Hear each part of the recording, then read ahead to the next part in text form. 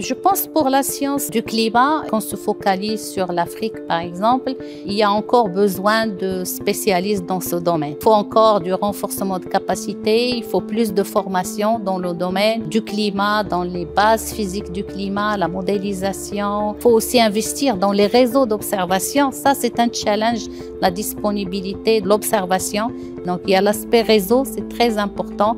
Il y a l'aspect renforcement de capacité sur la formation des jeunes dans ce domaine-là et aussi le renforcement de capacité des décideurs dans la prise en compte de l'information climatique et aussi comment traiter avec l'incertitude. L'incertitude liée au climat ne veut pas dire faux. Tout simplement, ça veut dire qu'on sait ce qu'on sait et on sait ce qu'on ne sait pas. Le changement climatique autrement.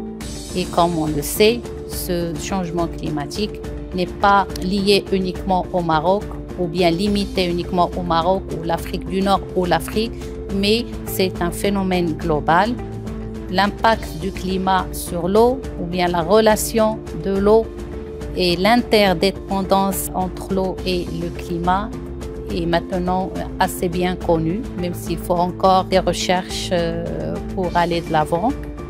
En termes de projection future aussi, donc le Maroc et bien sûr l'Afrique du Nord et la région méditerranéenne sont projetés connaître dans le futur des réductions en termes de cumul de précipitations, mais aussi une hausse des températures et de l'évapotranspiration. Donc on voit les risques d'assèchement du sol et bien sûr avec des impacts qui ne seraient pas vraiment des plus souhaités pour la ressource en eau dans la région. Le changement climatique est déjà là. Il va s'aggraver dans le futur, surtout les stratégies et les décisions et les actions à toutes les échelles ne sont pas prises en termes d'atténuation des gaz à effet de serre, mais aussi en termes d'adaptation pour limiter les impacts des changements qui ne seront pas évitables.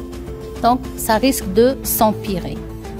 Et pour limiter le réchauffement climatique à un certain seuil, un 5 ou un minima de degrés, il faut travailler sur tous les plans, que ce soit l'industrie, que ce soit l'agriculture, le côté énergie, donc la consommation, même le citoyen normal en termes de gaz à effet de serre.